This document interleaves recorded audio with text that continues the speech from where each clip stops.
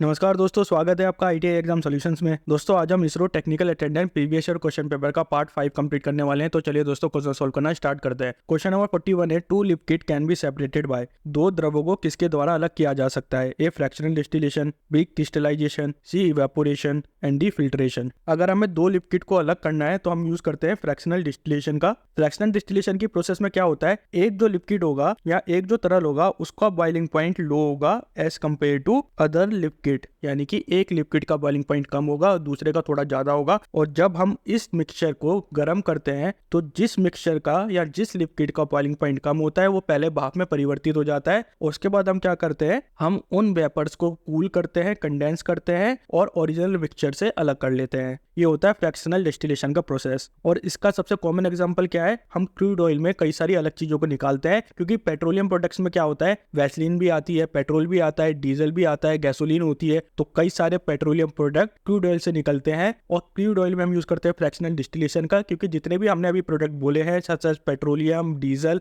इन सब का boiling point अलग अलग होता है। तो इसकी मदद से हम क्या करते हैं, अलग अलग प्रोडक्ट्स को निकाल सकते हैं। अदर जितने भी मेथड है, क्रिस्टलाइजेशन, इवेपोरेशन, फिल्ट्रेशन, इसमें हम क्या करते हैं, इसमें हम सॉलिड और लिक्विड के मिक्सचर को अलग करते हैं। सो इसका राइट आंसर क्या होगा, option number A fractional distillation. Question number 42 है, which type of mirror is used as a rear view mirror in vehicles. वाहन में पीछे देखने के लिए किस प्रकार के आईने का उपयोग किया जाता है? A concave, B convex, C plane and D all of the above. गाड़ी में जो मिरर लगा होता है जिससे हम पीछे का व्यू देखते हैं वो कौन सा मिरर होता है? वो कॉन्वेक्स मिरर होता है। कॉन्वेक्स मिरर के क्या क्या एडवांटेज होते हैं? पहला एडवांटेज क्या है, वाइडर फील्ड ऑफ व्यू। तो कॉन्वेक्स मिरर में दो खासियत होती है, एक तो जो इमेज बन के आती है कॉन्वेक्स मिरर में वो ओरिजिनल इमेज से छोटी होती है, जिसकी वजह से क्या होता है, हम ज्यादा एरिया को कवर कर सकते हैं, ज्यादा व्यू हमें दिखता है पीछे का, और इससे ब्लाइंड स्पॉट भी कम हो जाते हैं। दूसरा पॉइंट सेम चीज बता रहा है कि reduce blind spot. Flat mirror में क्या होता है, ज्यादा ब्लाइंड स्पॉट होते हैं, क्योंकि जो इमेज निकल के आती है फ्लैट मिरर में वो सेम साइज की निकल के आती है। लेकिन कॉन्वेक्स मिरर में क्या होता है, जो इमेज निकल के आती है वो सेम साइज की नहीं होती है, वो छोटी होती है, जिसकी वजह से जो ब्लाइंड स्पॉट होता है वो कम हो जाता है। और कॉन्वेक्स मिरर काफी ज्यादा ड्यूरेबल भी होता है, काफी ज्यादा कॉस्ट इफेक्टिव भी होता है, क्योंकि इसकी कॉस्ट काफी ज्यादा हाई होती नहीं है। दूसरी चीज, ये सारे वेदर को इजिली झेल सकता है,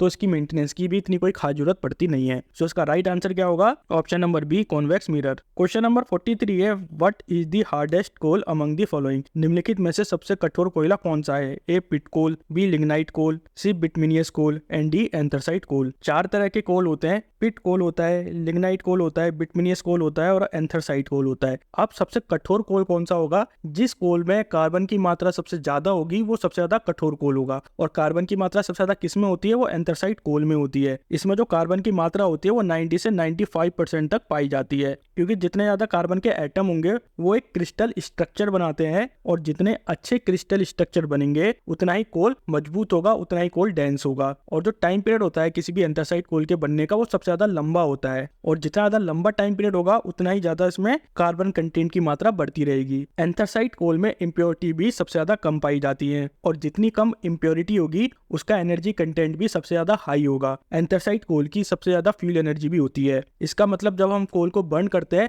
तो ये सबसे ज्यादा यूजफुल एनर्जी प्रोवाइड करता है, और इसकी जो राख बनती है वो सबसे ज्यादा कम बनती है। वहीं बात करें पीट की, तो पीट क्या होता है, ये एक डेवलपिंग कोल होता है। ये स्टार्टिंग का जो कोल होता है वो पीट कोल होता है। लिग्नाइट कोल इससे थोड़ा अच्छा कोल होता है, लेकिन इसमें भी जो कार्बन की मात्रा होती है वो ज्यादा कुछ अच्छी नहीं होती है। बिटमिनियस कोल की कार्बन की मात्रा काफी ज्यादा अच्छी होती है, ये सेकंड नंबर पे आता है। तो पहले नंबर पे क्या आता है, एंथ्रासाइट आता है, ये फर्स्ट पोजीशन पे आता है, बिटमिनियस दूसरी पोजीशन पे आता है, लिग्नाइट तीसरी पोजीशन पे आता है, और पीट चौथी पोजीशन पर आता है। सो इसका राइट आंसर क्या होगा, option number D anthracite coal. Question number 44 है, the electrode used in sport welding have a tip of. Sport welding में प्रयोग किया गया इलेक्ट्रोड की टिप किसकी बनी होती है? A stainless steel, B aluminium, C copper and D brass. Spot welding में दो आर्म होती है, एक आपकी फिक्स आर्म होती है और एक मूवेबल आर्म होती है जिसको हम मूव कर सकते हैं। इसके बीच में हम वेल्डिंग पार्ट को रखते हैं या वर्क पीस को रखते हैं, और जो इसकी टिप बनी होती है वो टिप किसकी बनी होती है? वो कॉपर की बनी होती है। अब कॉपर की टिप क्यों बनी होती है?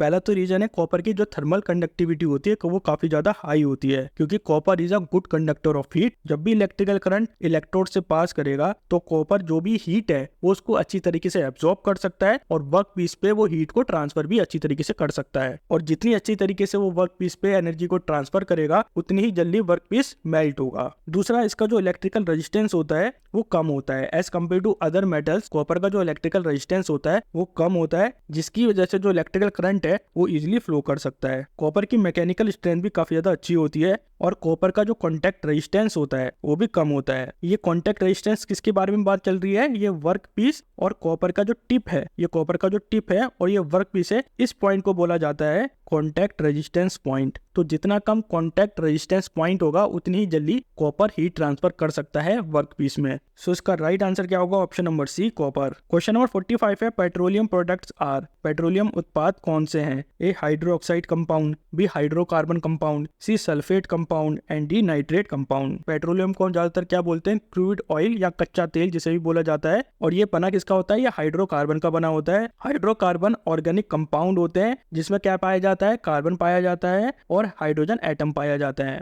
कार्बन हाइड्रोजन एटम एक बहुत स्ट्रॉन्ग कोवेलेंट बॉन्ड बनाते हैं, जिसकी वजह से इसका जो नाम पड़ा है वो हाइड्रोकार्बन पड़ा हुआ है। अब इसमें भी जो हाइड्रोकार्बन होते हैं वो कुछ दो तरीके के होते हैं, एक होते हैं एल्केन्स और दूसरे होते हैं एल्कीन्स। एल्केन्स कैसे होते हैं, जिसमें सिंगल बॉन्ड कार्बन एटम होते हैं, और एल्कीन्स में क्या होता है, इसमें डबल बॉन्ड या एक बॉन्ड से ज्यादा कार्बन एटम होंगे, उन्हें बोला जाता है एल्कीन्स। ये अनसैचुरेटेड हाइड्रोकार्बन्स होते हैं और एल्केन्स सैचुरेटेड हाइड्रोकार्बन्स होते हैं। सो इसका राइट आंसर क्या होगा, option number B hydrocarbon compound. Question number 46 है when 20 ohm resistance are connected in parallel their effective resistance is. जब दो 20 ओम प्रतिरोध समांतर में होते हैं तो प्रभावी प्रतिरोध क्या होता है? अगर दो पैरेलल में रेजिस्टेंस है तो उसका डायरेक्ट फॉर्मूला क्या होता है, R equals to R1 into R2 upon R1 plus R2। तो यहाँ पे जो दोनों का रेजिस्टेंस है वो कितना है, 20 ओम है, तो 20 इंटू 20 अपॉन 20 प्लस 20, तो 20 इंटू 20 कितना हो जाएगा, 400 हो जाएगा। 20 प्लस 20 40 हो जाएगा, इस जीरो से ये जीरो कटेगा, 4 10 जा 40, तो रेजिस्टेंस कितना आ गया, रेजिस्टेंस आ गया 10